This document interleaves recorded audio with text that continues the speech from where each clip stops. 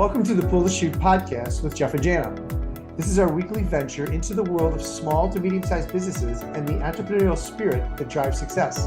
So our goal here is to help you grow and to be the best you can be, both in business and personally. To do that, we identify and we discuss topics that will hopefully help you as you work to build a successful business.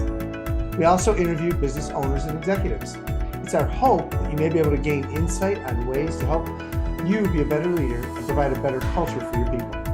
Our mission here is to help you pull the chute once a week to work on your business instead of always working in your business. So we hope you find these discussions insightful, helpful, and useful. And thanks for your support. We hope you enjoy today's podcast. Well, welcome everyone to the Pull the Chute podcast with Jeff and Jana. As always, we are so excited that you are here today. Jana, how are things going down there in Nashville? They're pretty good. They're pretty good. We've got a nice day today. We're supposed to have this big mega storm that's coming to the southeast. You know how that goes. You know how the news, Oh, you guys got to worry about tornadoes down by you. So Yes, we do. It's always the crisis down there. Yeah, it's beautiful. Yep. Beautiful day here in Chicago as well. Jana, we have an exciting guest here. Ryan Rigterink is here with us. Ryan, first of all, welcome to the show. Thanks for having me. Appreciate it. We're excited to have you. Ryan, you do a lot of interesting things that we want to talk about on the show today. But before we get started, we always like to ask our guests to give the listeners a little bit of background about who they are and how they got to where they are today. So if you wouldn't mind doing that for us, we'd appreciate it. Yeah, absolutely. So my background is a little bit unusual. I've worked across 4 different industries, the bulk in healthcare. I've worked across different roles from business development, training, leadership, as well as corporate innovation. Developed a business incubator and have been involved with not only the startup ecosystem, but really involved with leadership and workplace transformation over the last probably 5+ years specifically. Prior to that, I had a unique opportunity and vantage point working in and out of literally hundreds, if not thousands of organizations to really firsthand see the impact of organizational culture. And so I had about 15 years ago, I had a perfect storm of life where a whole bunch of things happened at one time, and it was a reset of relationally, financially, pretty much you name it. And so that sent me on a quest of understanding who am I and what do I want my future to look like, and really what is the impact that I want to have on my days on Earth. And that led into creating a form of self-leadership called purpose management, understanding who I am by design, who I am by experience, and who I want to be by intention. That ended up being turned into a book and a conference. And then it got really shifted to how does that play out in a workplace and transformation? And so purpose management, but really in an organizational setting. Mm-hmm. And so that led into a leadership coaching program, because how leaders set the culture and interact with people really is a huge influence on the cultures that organizations and people experience. And that led into a platform called Workgaze that I'm currently working on that automates personalized career paths and looking at recruiting from a different paradigm instead of just hiring based on someone's past qualifications, actually adding insights to how do we find and partner with individuals that we can create the highest optimal mutual shared future. So that's kind of a long-winded answer, but it's been that way of a sort of winding adventure over the last couple decades. Well, before we jump in, you said the platform is called what? Workgaze, G-A-Z-E. Workgaze. That's neat. Thank you. Yeah, absolutely. So let's talk a little bit, Ryan, before we get into the new stuff, this workplace transformation. When you say workplace transformation, give us the kind of the high level points of that when you talk about that with clients. Yeah, so I had an opportunity to work alongside some executive leadership in a call center, which is traditionally very high turnover, right? So one of the highest turnover industries there is in terms of call center reps, and came alongside them and mapped out 4 key paradigm shifts of leadership in terms of thinking and approaching leadership differently, and what are the support programs and insights and things that are needed to move from a rules-oriented, relatively heads-down, toxic work environment to a place where people genuinely thrive and have a glimmer in their eye to show up at work, because it's not just checking a box for a company, it actually is serving their own future. So that was over the course of about a year and a half working with them, and it really boiled down to 4 key paradigm shifts in leadership. And those are, and go ahead. I want to hear Yes. that. Yeah. So one is, instead of traditionally we hire based on the past and we manage the present, when it's much more mutually beneficial to understand and create a high value shared future.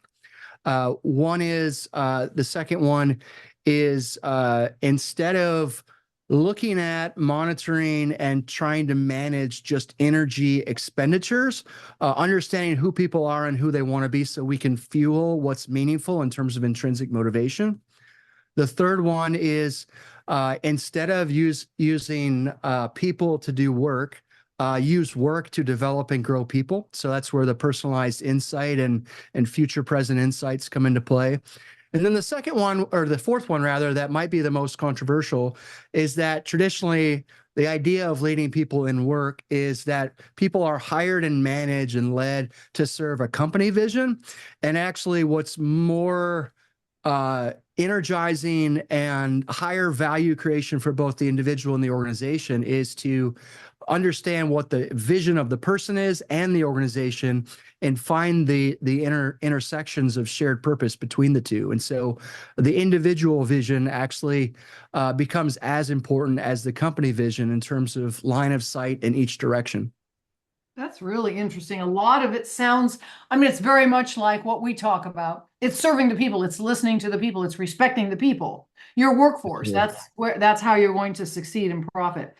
But it's really nice that you have outlined it this way, because it is, it's a little bit more people focused, obviously.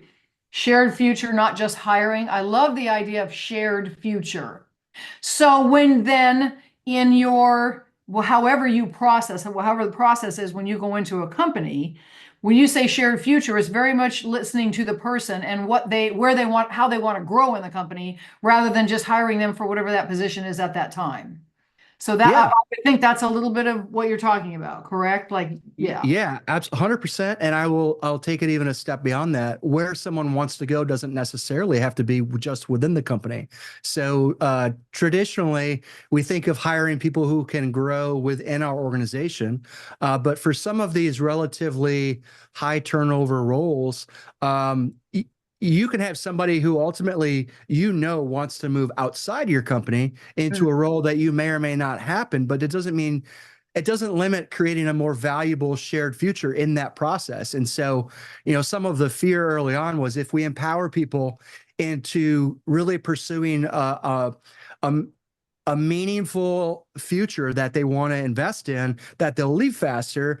And the exact opposite happened. They went from 8 months industry average turnover to 24 months, because where else can they go where actually they're not just collecting a check and they're not going to jump for $2 more an hour, but they're actually invested in a rhythm and intentionality and literally developing transferable knowledge, skills, and abilities towards a future that matters to the individual. And so some of these things are counterintuitive, and some of them I think are like, you think about it and like, oh, well, that just makes sense. Yes, I think that's really good. And I love the idea of people are hired to serve their own vision rather than the company. And it goes back to what Jeff and I talk about a lot in listening to your employees. A lot of times we get into this habit a little bit. The older generations think, well, the younger generations don't know anything. They don't have any work experience. But when you think about it, yes, but they've grown up with technology. So sometimes there's a better way to do something within a business structure or within a team formation. So I love that.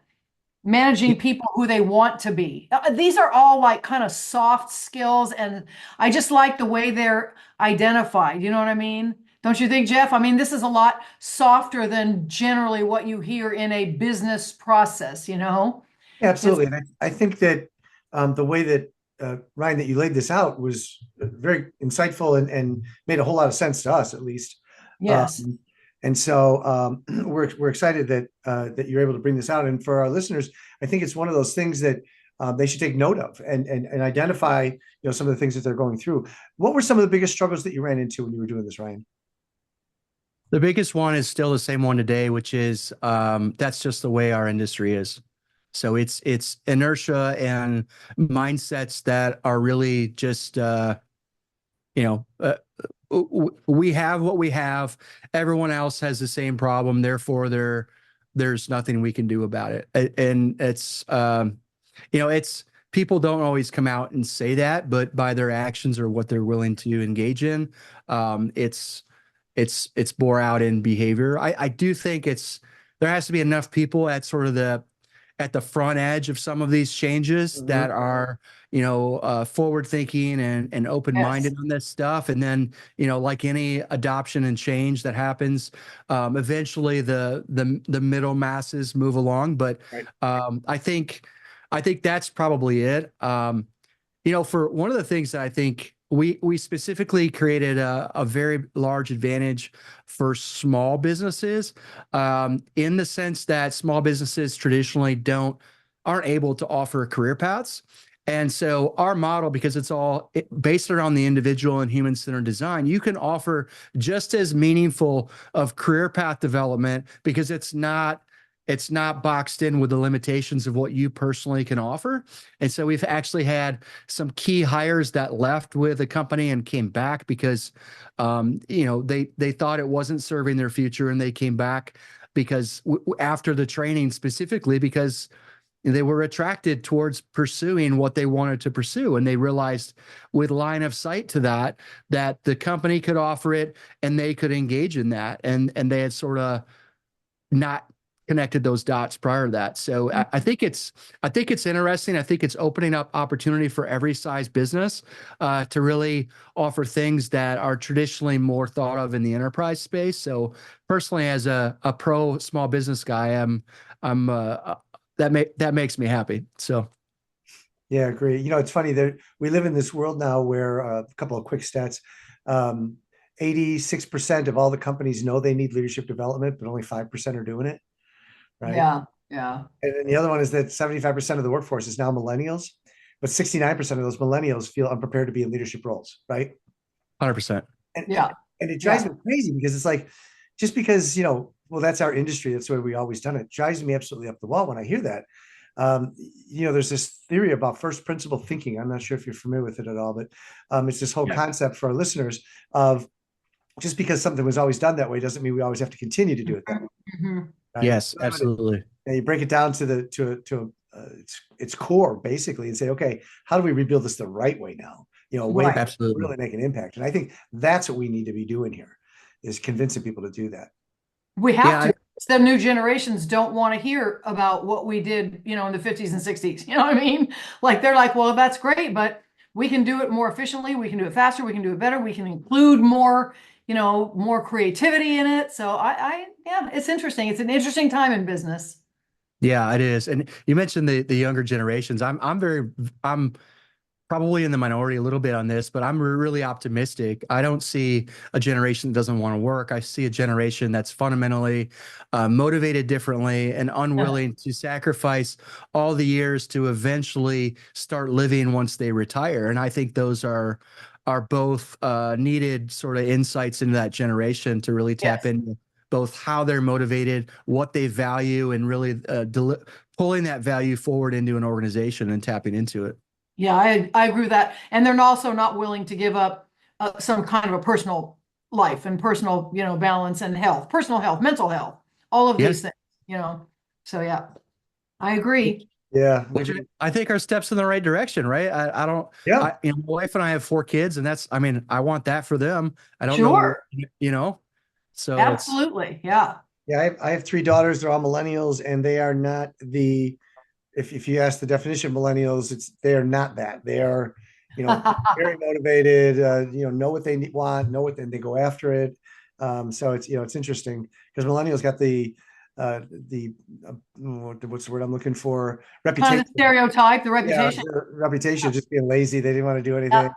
Everything handed to them. If they showed up for work, they got a raise versus, no, you got to do the job, Well, Yeah. what's interesting is I'm finding now too, and especially as we do these podcasts and such, that it also depends on the industry and the business they're in. If they're in a conservative, sort of a very, very structured business where they're not really allowed to verbalize how they feel anyway, or you don't know, you haven't worked long enough, that kind of thing, then they're going to get that. But some of these businesses that are more technologically driven or creatives, some of these creatives, they're willing to listen to them, so they feel like they're being more respected. So it is interesting. It depends on the industry, I think, too.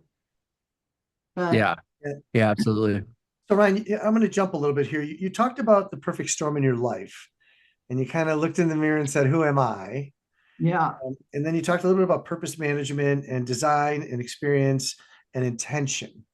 Talk to me about what that's like, because you're not alone when you go through that. That's why I started Pull the Chute, because I kind of did the same thing. I looked in the mirror and said, "Okay, what's your legacy going to be here, buddy?" And so talk to me about what that was like for you. Yeah, it was quite honestly, it was it involved a lot of pain and suffering because it was not a great time, but it was one of those things where you look back and you wouldn't necessarily wish it on a friend or enemy, but what comes out of that is some really rich soil and some good stuff. So a lot of personal examination, a lot of looking at all different forms of from theology to biology to like basically behavioral science to, I was on a quest, and pretty much any area was of interest to really understand holistically this picture. And so I found that some of the best exercises were things that we talk so much broadly about belonging and having purpose in a general sense, but I found the tools that I had sort of left wanting when it came to understanding personal purpose. And so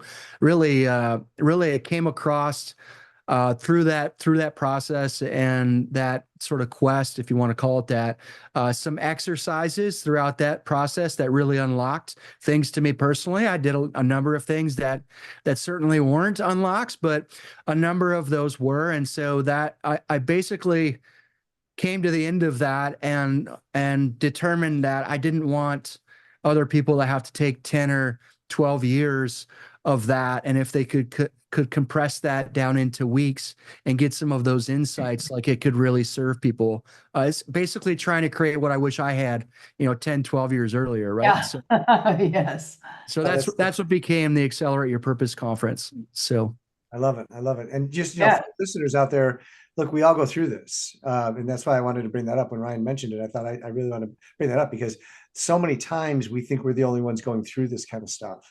And the reality is a lot of us go through it. Very few of us have it all figured out. yeah, I'd say none of us do. Yeah, right.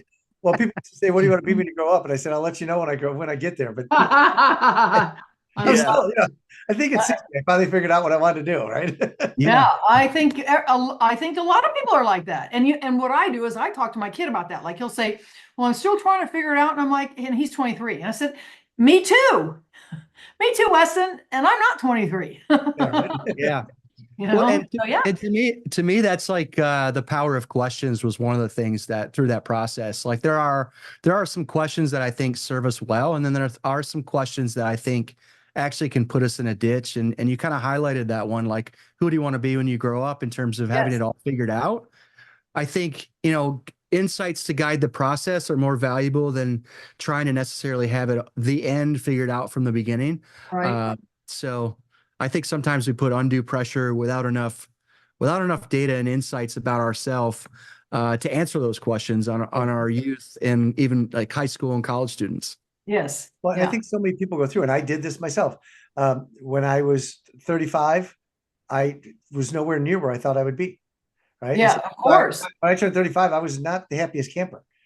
Now, by the time I got to 40, I was beyond what I ever thought I'd be. And so I was loving life, it was like, oh my gosh. And then 45 was kind of like, 50 was great, so I don't know, maybe zero numbers, I don't know, but it gets kind of interesting as we grow up, but we don't all have it figured out. So just take one day and just kind of figure it out and enjoy it, I don't think we, I take it from a little more of a spiritual kind of a, philosophical point of view. And that is, I don't think we're ever really figured out. And even, especially having been with very successful people with a lot, with a lot of money when I was in entertainment in Los Angeles and doing, a lot of entertainment work and stuff. Those people don't have it figured out just because they're worth millions and billions.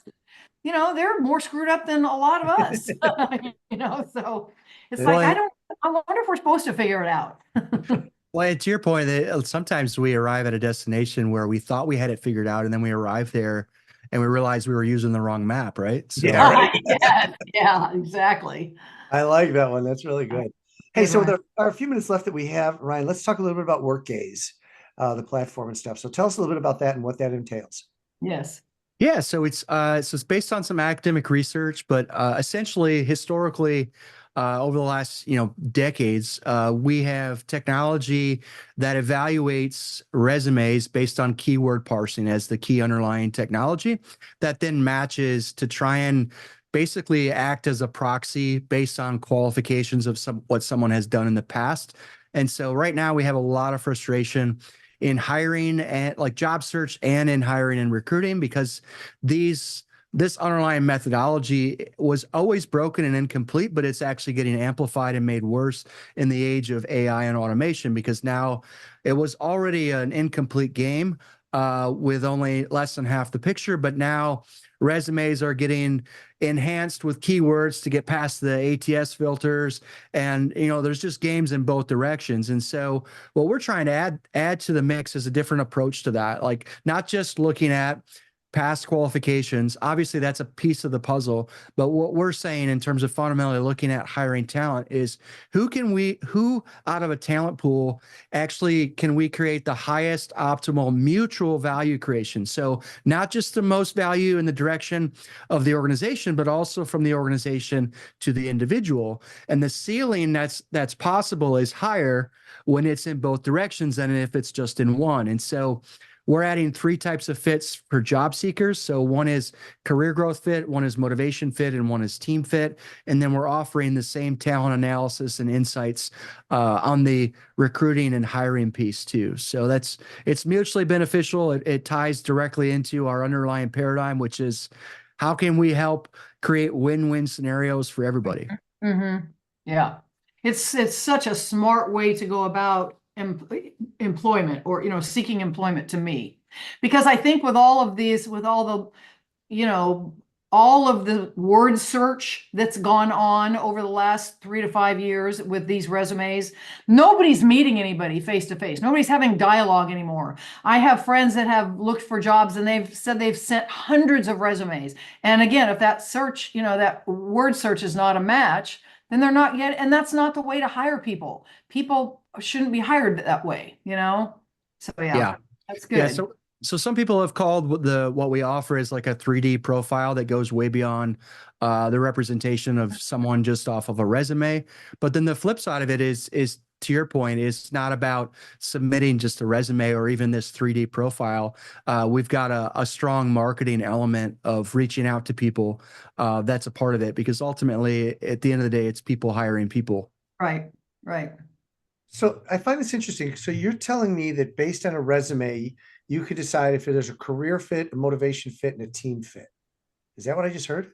Not just off a resume. We actually have different assessments and things built into it that is all first party data that's put in there by each job seeker. And so it provides personalized insights in the job search for them. And then it translates into finding matches on the other side as well. That's so interesting. So if someone, I guess I'm just trying to understand this a little more. So resume comes in, you kind of say this one's not bad, then you give them additional things to do. Is that what I think I just heard then?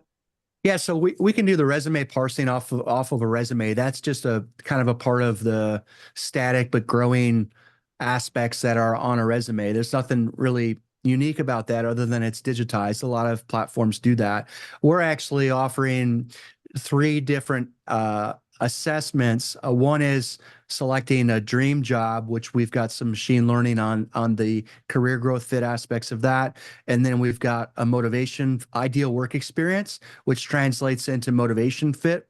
And then the third one is team fit. And so that's actually out there in different forms right now in terms of some assessments like pre-hire assessments, but we've included that as one of the three because there's research around the compounding benefit of having all three.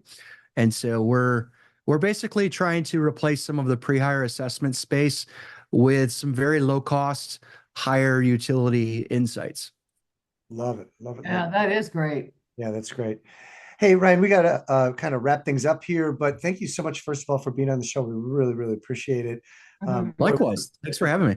Great insights. I mean, just great conversation. We really appreciated that today. Mhm. If people want to get a hold of you, Ryan, how can they do that? Yeah, I'm on LinkedIn, Ryan Rigterink. I think I'm the only one on there.